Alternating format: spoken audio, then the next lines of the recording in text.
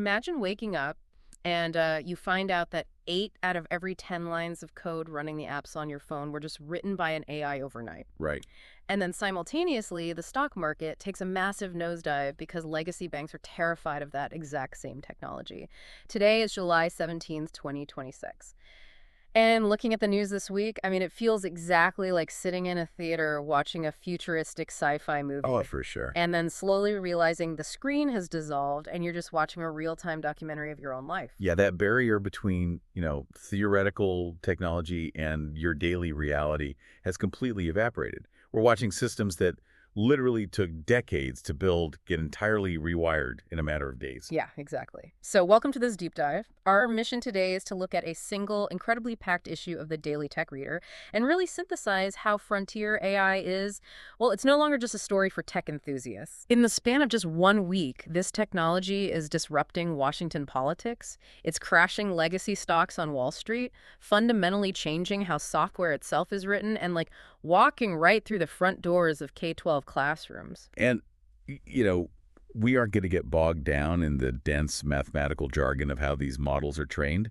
The objective here is to connect the dots for you. These incredibly rapid, sweeping developments matter to your everyday life, to the systems you interact with and the economy you participate in, and we really need to understand the mechanisms driving them. Okay, let's unpack this. We have to start at the absolute highest level of systemic impact, which is Washington, D.C. The creators of these AI models aren't just sitting in Silicon Valley anymore, right? They are actively trying to shape the rules of the game. Yeah, they really are. According to the Financial Times, the White House is in advanced discussions right now with Anthropic, OpenAI, and Google on a voluntary framework for frontier AI models. Which is happening right ahead of the 2026 midterms, by the way, Yeah. with an announcement expected next week. Wow, that fast. Yeah. The focus of these discussions is hammering out agreements on safety benchmarks, timelines for when new models are actually released to the public, and the rules governing who gets access, both domestically and internationally. It's important to highlight the word voluntary here. I mean, this isn't a formal regulatory regime passed by Congress. It's basically a structured handshake. Exactly. It seems like an attempt to establish shared behavioral standards across the 3 leading U.S. AI developers without having to wait for sweeping legislation. The speed of the technology is simply outpacing the speed of the legislative process. Right. And a voluntary handshake provides immediate stabilization. It tells the public and, frankly, the international community that there are adults in the room managing the rollout of these systems. But while that polite handshake is happening in the White House, there is an absolute financial arms race happening in the background. Oh, massive. The political tension is bleeding out into the electoral map. AI-related political contributions have just crossed the $50 million mark ahead of the midterms. Just staggering amounts of money. Let's look at the FEC filings released this Wednesday. Anthropic CEO Dario Amodei made his first ever 7-figure political donation. He gave $1 million personally to a super PIC called Public First, and 5 other Anthropic employees pitched in another $1.26 million to that exact same organization. And prior to that, Anthropic as a company pledged $20 million to the PPEX-affiliated nonprofit. And Public First is taking that capital and aggressively backing candidates who support stronger AI regulation and safety protocols. Like they spent heavily in New York's 12th congressional district primary, throwing their weight behind an AI safety advocate named Alex Bors. But Bors narrowly lost to a rival candidate. Yeah. And the critical detail in the source materials that his rival was backed by a completely different super PAC called Leading the Future. That is a pro-deregulation PAC, which actually counts OpenAI president Greg Brockman among its prominent supporters. Now, for everyone listening, we need to pause here. We are looking at a massive, incredibly well-funded political spending war between the AI safety faction on one side and the pro-deregulation faction on the other. And our goal in this deep dive is not to pick a winner between these two camps. We are impartially tracing the money to show you how these competing philosophies are actively trying to buy the terrain. We are not endorsing either viewpoint. We're simply looking at the factual mechanics of this spending. Yeah, and maintaining that neutral lens is essential because the financial stakes are so high. The battle over how this technology is governed will dictate the economic winners and losers of the next decade. Keeping those facts in mind, I see a glaring contradiction staring us in the face. Okay, what is it? Well, if Anthropic and OpenAI are already in advanced talks with the White House to establish this polite, voluntary framework, Why are their top executives simultaneously pouring tens of millions of dollars into aggressive super PACs to fight each other in local congressional primaries? I mean, the voluntary framework feels like window dressing, while the real regulatory war is being fought in the trenches of the midterms. What's fascinating here is that it reveals a highly sophisticated dual-track strategy. Okay. The voluntary framework is about optics, managing immediate public anxiety. But the super PAC spending, that is about the long game. These executives understand that AI regulation is no longer a fringe tech issue. It is a core battleground in mainstream American politics. The companies know that whoever controls the legislative makeup of Congress over the next 2 to 4 years will ultimately dictate the mandatory permanent laws that will inevitably replace these temporary handshakes. Right. They're smiling at the White House negotiating table while quietly trying to engineer the very government that will regulate them tomorrow. Wow. And that dual-track strategy in Washington is creating immense uncertainty, and that uncertainty is spilling straight over into the boardroom. The fear of these highly restricted, massively powerful new AI models is actively destabilizing legacy tech markets. Yeah, it's wild to watch. Let's look at Jamie Dimon, the CEO of JPMorgan Chase. On July 15, he publicly flagged concerns about broad public access to Anthropic's new model, Claude Mythos. He called a potential unrestricted rollout a real issue. He is now one of the most prominent Wall Street voices raising the alarm. And context on Claude Mythos is critical to understanding Dimon's panic here. Mythos 5 is not a consumer product. You cannot just download it. Right. It is currently locked down and heavily restricted to roughly 200 vetted partner organizations across 15 countries under a program called Project Glasswing. And the source material notes those 200 partners are actively scanning critical infrastructure code bases. They are testing what this model can do in the most sensitive, high-stakes digital environments on the planet, like power grids and financial clearinghouses. We don't even have the results of this testing yet. A 90-day progress report is expected to drop at the Black Hat USA Cybersecurity Conference in Las Vegas on August 5th and 6th. But here's where it gets really interesting, though. We have another massive contradiction. Okay. Jamie Dimon is publicly sounding the alarm on the dangers of rolling out Claude Mythos to the public. He is warning the financial world about its capabilities. But Anthropic is currently preparing for a massive IPO, and JP Morgan, Jamie Dimon's own bank, is their lead underwriter. Yeah, the irony is thick. We are literally watching a major bank underwrite the public offering of a tech company that its own CEO claims to be terrified of. Well, if we connect this to the bigger picture, it perfectly encapsulates Wall Street's current dilemma. The perceived power of Mythos 5 is so vast that the fear of its disruptive potential is palpable. But the fear of missing out on the financial upside of the company that built it is apparently even stronger. Institutional investors are terrified of how the product might break their existing security models, but they are absolutely desperate to own the equity. And that terror is having immediate, highly destructive consequences for other legacy companies. Look at IBM. Just a day before Dimon's comments, on July 14th, IBM stock cratered, falling 25.21%. Unbelievable. That is their worst single trading day since Black Monday in 1987. Almost 4 decades. They posted $17.2 billion for Q2, which missed their revenue consensus by $660 million. Yeah, and the reasons IBM CEO Arvind Krishna gave for that massive revenue miss illustrate the real-world economic freeze this AI is causing. He cited 3 specific factors. First, a sudden shift in enterprise capital spending. Companies are hoarding their budgets to lock in supply-constrained AI infrastructure, like servers and specialized memory chips, ahead of expected price hikes. Second, he pointed to a shortfall in their Z mainframe business. For anyone who isn't deep in enterprise hardware, Z mainframes are the massive, ultra-secure computers that process things like global credit card transactions and airline bookings. They are the bedrock of legacy corporate computing. Exactly. But the third reason Krishna gave is the one that really shifts the paradigm. Krishna stated that the mere release of Claude Mythos caused several large enterprise clients to completely pause their deals with IBM. They halted multi-million-dollar infrastructure contracts because they needed to stop and assess the cybersecurity implications of Mythos. Wow. IBM quickly launched an open-source security tool called Lightwell in direct response, trying to reassure the market. Stop and think about the mechanics of that fear. Yeah. An unreleased, highly restricted AI model currently being tested by a tiny fraction of the world, has such massive perceived implications that just the fear of what it might be capable of doing to a Z mainframe was enough to freeze enterprise spending. Yeah. It contributed to a legacy tech giant having its worst day on the stock market in nearly 40 It years. is paralysis induced by technological awe. Corporate buyers are asking themselves a simple question, right? Why spend tens of millions of dollars upgrading our legacy software or mainframe infrastructure today if an AI model released tomorrow might render that entire architecture obsolete or expose fundamental vulnerabilities in its code?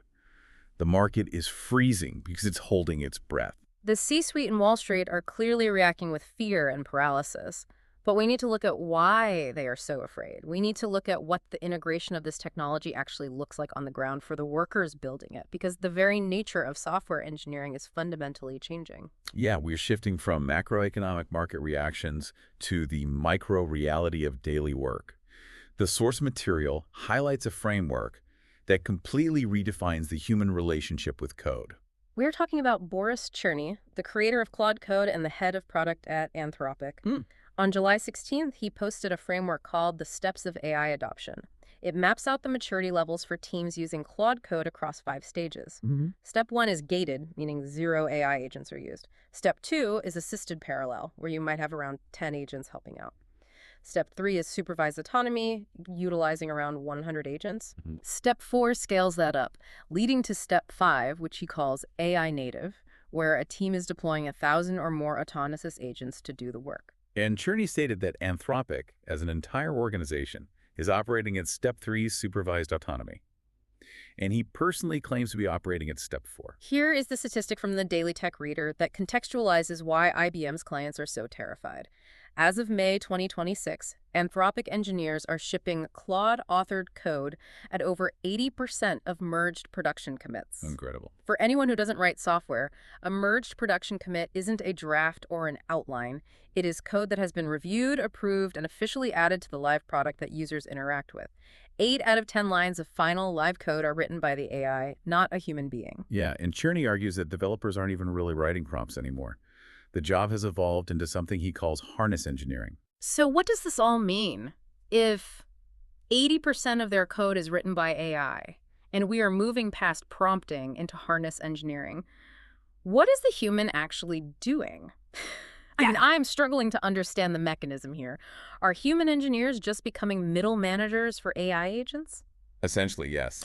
It feels like we are moving from driving a manual transmission car where you feel every gear shift to standing in a control tower, managing a massive fleet of autonomous taxis, and only stepping in when one of them gets stuck in an intersection. That control tower analogy captures this shift perfectly, and it explains the mechanics of harness engineering. You are no longer writing a function or even asking the AI to write a single function. You are building continuous feedback loops. Yeah. A harness engineer sets up a system where the AI writes a piece of code, automatically runs a test on that code, reads the error message if it fails, and then rewrites the code to fix the error all without human intervention. Wow. The human designs the parameters of the loop and monitors the output. It is a complete paradigm shift from creation to orchestration. So you aren't the builder anymore. You are the building inspector, checking the foundational integrity of what the machine constructed. Exactly. And while this is currently playing out in high-level software engineering at Anthropic, this is the blueprint for how all knowledge work will evolve. Whether it's legal analysis, financial modeling, or marketing strategy, the trajectory points toward moving up those 5 steps of adoption. Humans will increasingly manage autonomous systems rather than generating the raw material themselves. Which brings us to the final piece of this week's puzzle. If the very nature of work, of building things, is transforming into this automated orchestration, well, how are we preparing the next generation of students for a reality where 80% of the output is generated by an AI? That is the million-dollar question. Yeah. And Anthropic just made a highly strategic move to answer that exact question by embedding themselves directly into the education system. On July 14th, they launched Claude for Teachers. They're giving verified US K-12 educators free access to their premium Claude capabilities for a full year, running through June 2027. It features a teaching skills library and a Learning Commons connector that grounds lesson plans in evidence-based curricula mapped to all 50 states' academic standards. It also includes Claude Code and CoWork. Right, and those specific features are designed to completely automate recurring administrative tasks. Yeah.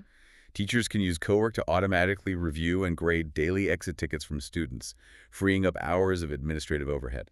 They are stepping into a very crowded market, competing directly with OpenAI's ChatGPT for teachers, Microsoft Elevate, and Google's AI Educator series. But the most crucial detail in this launch isn't the software itself, it's the political alliance. Yeah, that was huge. Claude for Teachers arrived with a formal endorsement from Randy Weingarten, the president of the American Federation of Teachers Union. She explicitly endorsed their K-12 safety and privacy standards.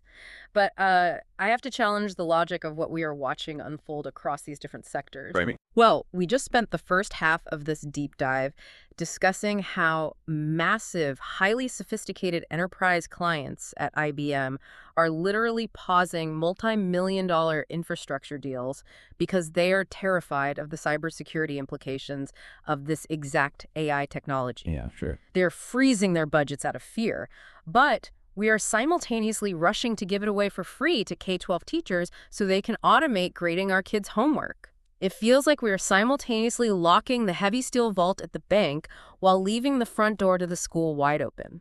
The contrast is definitely jarring, I'll give you that. Right. But from a strategic perspective, it is a masterclass in market capture by the AI developers. How so? By engaging directly with the AFT, which is one of the most powerful teachers unions in the country, they're bypassing the usual bureaucratic friction that bogs down educational technology adoption. They aren't trying to sell a product to a cautious school board. They're giving a powerful tool directly to the exhausted workforce and securing the union's blessing to do it. They are establishing trust at the ground level, while the executives at the top of the corporate world are panicking. Exactly. By embedding this AI safely and helpfully into the educational infrastructure, these companies are aggressively building a future pipeline of AI-native workers. If students grow up in an ecosystem where AI is a fundamental normalized layer of how they learn and how their teachers operate, they will naturally transition into that Step 5 AI-native workforce that Boris Cherny mapped out. Right. While Wall Street panics over the short-term disruption to legacy mainframes, the AI developers are playing a generational long game in the classroom. Wow. Let's take a breath and zoom out to summarize the massive footprint of just this single week in July 2026. We are watching tens of millions of dollars flood into super PAC wars to fight over the regulatory future of this technology. We are seeing the White House scramble to get voluntary handshakes from tech CEOs to maintain some semblance of order. We watched IBM experience a historic stock crash driven entirely by market fear of how an unreleased AI model might compromise legacy systems. We learned that the era of human coding is essentially ending, replaced by harness engineering, where 80% of the production code is already automated through feedback loops. And finally, we saw this exact same frontier technology get fast-tracked into the K-12 education system with full union backing to train the next generation. When you synthesize all of these events, it truly underscores the scale and the velocity of the transition we are undergoing.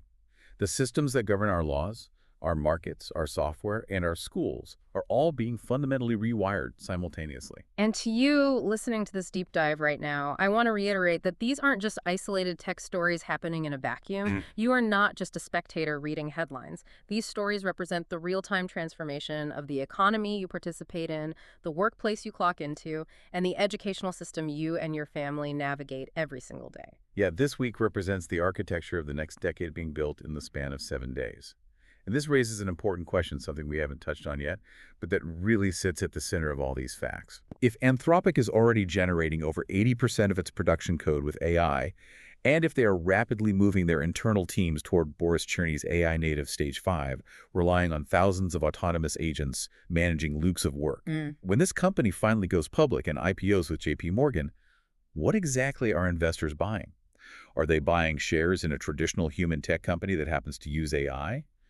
Or are we approaching the first major corporate IPO where the AI itself is the primary workforce and the human employees are effectively just its HR department?